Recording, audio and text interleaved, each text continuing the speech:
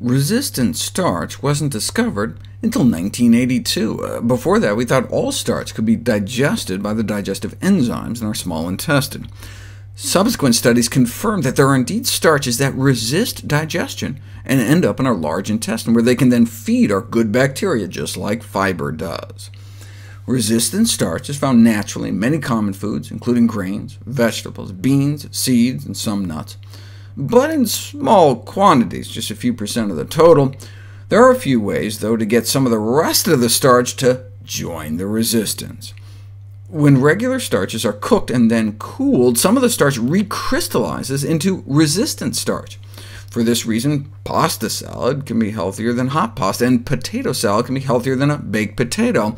But the effect isn't huge. The resistant starch goes from about 3% up to 4%.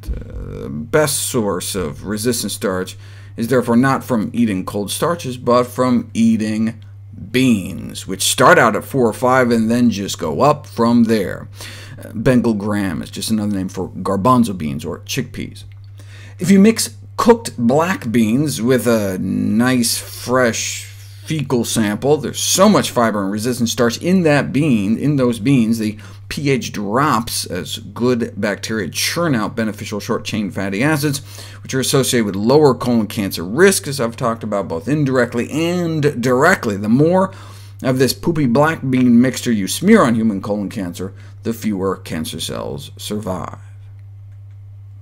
Or we can eat berries with our meals that act as starch blockers.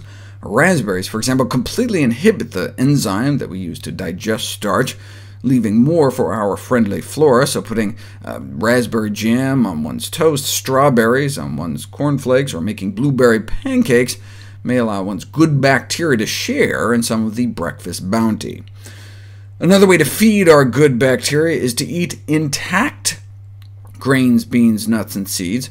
If you split people up into two groups, and have them eat the same food, but in one group, the seeds, grains, beans, and chickpeas they are eating are more or less in whole form, and the other group they were ground up. What happens? Well, so for example, for breakfast, the whole grain group got muesli for breakfast, and the ground grain group got the same muesli, but blended up into a porridge. Similarly, the whole group, beans were like added to salads, whereas in the ground group, they were like blended up into hummus.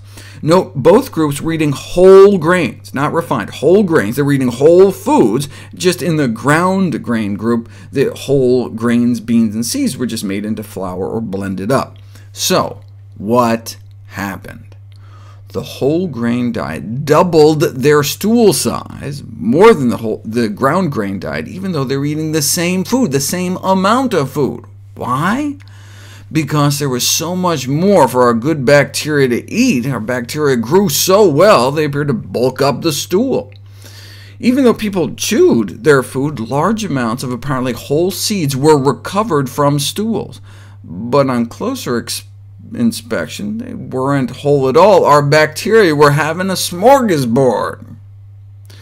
The little bits and pieces left behind after we chew them transport all the starch and goodies straight down to our good bacteria, and as a result, stool pH dropped as our bacteria were able to churn out so many more of those short-chain fatty acids. And so, whole grains are great, but intact whole grains may be even better, allowing us to feed our good gut bacteria with the leftovers.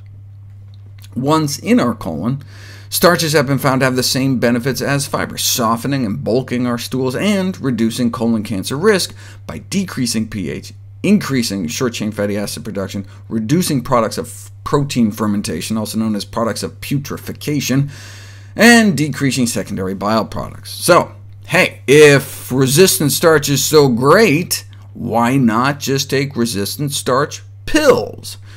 Commercial preparations of resistant starch are now available. It should be no surprise to anyone. Food scientists have developed a number of resistant starch-enriched products. After all, it's difficult to recommend a high-fiber diet to the general public. Wouldn't it be easier to just enrich some junk food?